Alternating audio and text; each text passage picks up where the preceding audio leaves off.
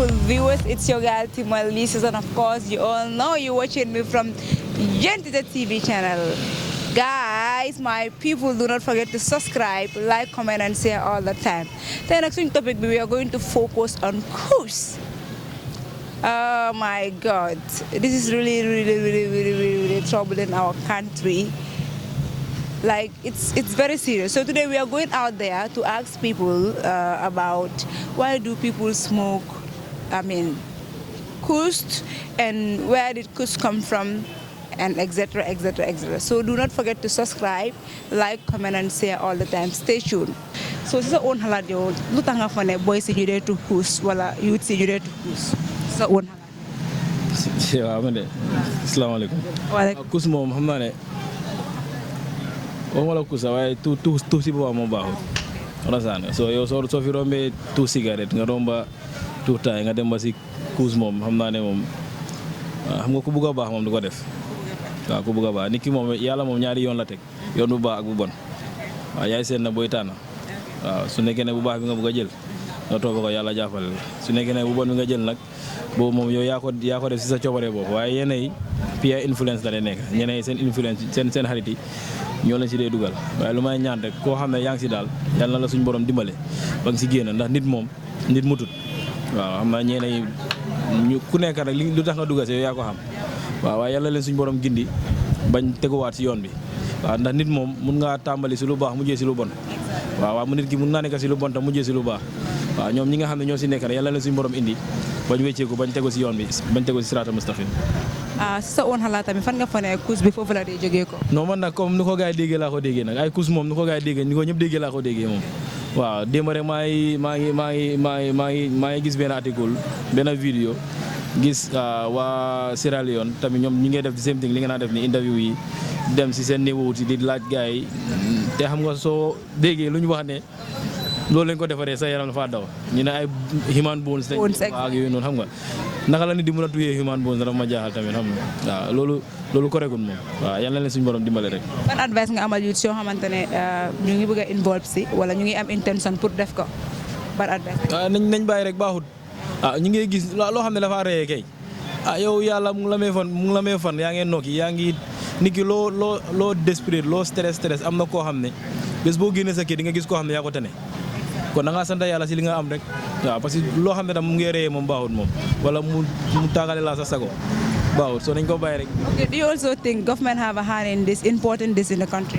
waaw xam nga like I think like Kust bii nii mu ngi jaar si suñ port of entry si either airport wala mu ngi jaar fii nii understand nga so government dañu war a teg measures yi nga xam ne dinañ make sure suñ sécurité bi ñu jéem a bi vigilant pour xool bagage yi fu moo jaaree because si port of entry si la moo jaaree so nañ gën a bàyyi xel rek ñu gën a xam nga rek add more on the security tamit understand nga waaw because fi mu nekk nii nit ñi dañ sona nit ñi soo gisee ok ñu ko indi Kust bi suñ demee dajee suma maas yi nga xam ne man security la ñu offer ma benn ransom amount of money dama koo jël ma bàyyi la ñoom ñu jàll so loolu mooy problème bi. moo waral nañ fay gars xaalis government officials yi ñu fay leen xaalis policiers ak soldats yi ak sécurité li nañ leen fay xaalis boo xam ne at nañu mën a dimbale seen boppa dimbale seen famille yow sooy fay nit ki $5,000 kooku war a jënd saaku maala war a fay luwaas war a am njabootu take care of si benn $5,000 boobu noonu loolu baaxul te ñu ngi gis suñ government officials yi ñu ngi receive ay thousands of dollars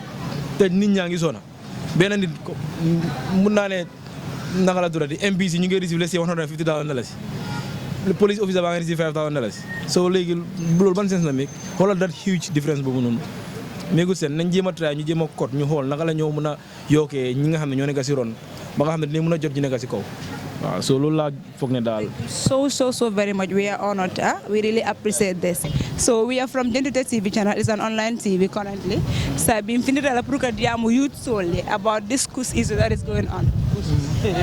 I think I'll be able to know what is Kust. Naka dal ma saba fam bara kam ana baro be ngabe lo ne kay te tala mira ya fe te amira munana youth sol kanyim Kusma stress of ram bi jël bakati na la moya non man jari wala bar yalla comme boy sol bi je kam ni ma wala Kusma be ya in general sa I myself I don't appreciate it. No.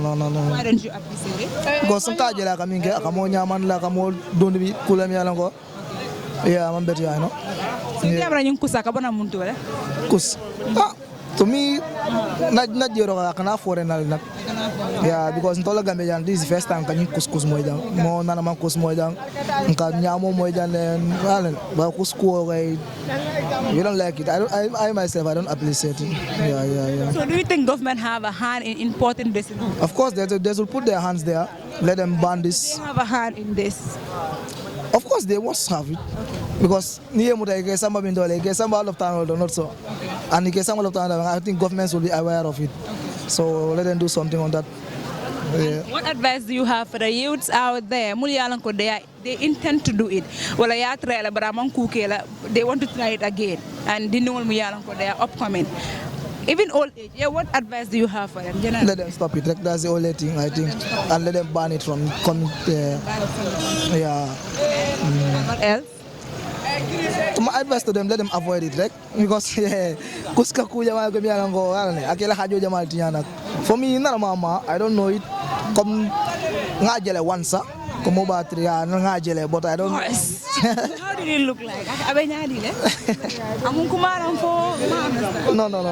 Minga tu wala balo na benyari le. Kasi ngajele but yale. I do mal lo burka oxaka long ma be nyari le. Because ni want ni me da kaje ma fa let me also test. So, bro, nakala.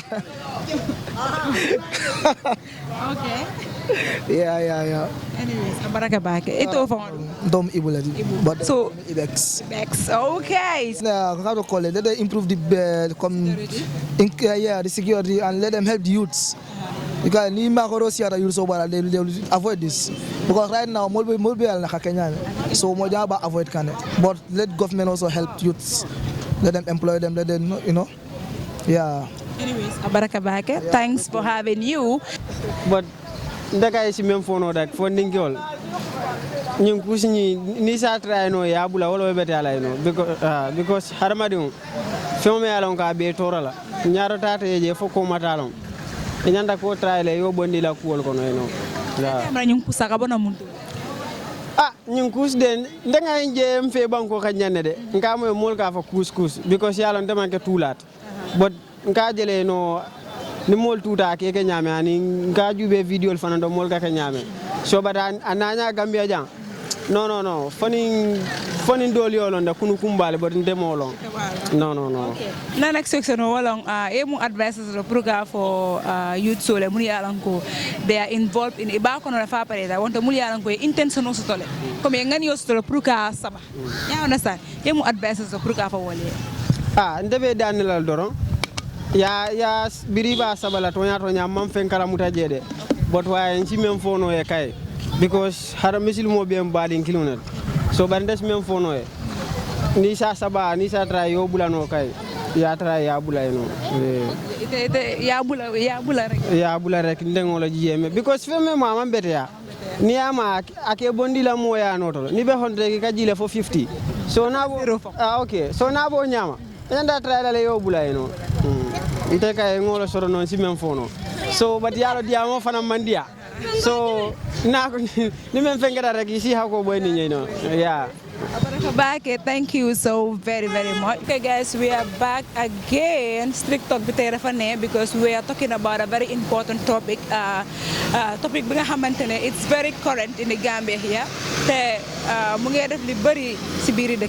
That is kus. Our youths involving themselves into smoking kus, so I don't know, drinking it, you understand. There is bringing a lot of things in the Gambia here. We are losing a lot of our youth in the Gambia, which is so sad, you know. Like getting into the Latin community, you can have own opinion about this whole thing, where this cause is coming from, you know. Why do youths involve themselves into this particular thing? You understand? And a lot more. We also ask if government have a hand in this, in importing this in our country, or any authority, you understand? So my advice to all youths and even old age, let us stop this. I think that has no importance in your life. So we should all try and avoid this particular thing, because at the end of the day, the fire has in society be the national parents. You understand? At the end, it's very useless. Something that is taking your life, and you still insist yaa ngi koo def ba léegi what use does it make? So let us all try and avoid it. ñoo xamante ne ñu ngi am intention pour def ko tamit we should all try and avoid this because it's indeed so sad, and I think the right authorities should also act fast. te dama foog ne tam this is everyone's responsibility nekkul government bi kese waaye ku nekk is your responsibility. You understand ñun ñëpp dañu war a taxaw ñu fight cause bi mu jeex in any way yoo xamante ne mën nañ koo def pour cause bi mu stop si Gambia bi we all need to rise up, we all need to stand firm. You understand ñu xeex lii because it's something, anything that has to do with life is something that is very dangerous. So I think it's very necessary pour ñëpp Gambien yi yëpp jóg ñu fight cause bi mu génn suñu dëkk because a lot of our youths are dying and which is so sad in our nation. So you are watching us right from Jentite TV. Do not forget to subscribe, like, comment and share all the time. And I am your girl, Timalicious, as always we do it. So stay tuned and do not forget to go and follow, subscribe all the time. Ciao for now, till we meet again next week. Bye. Ciao.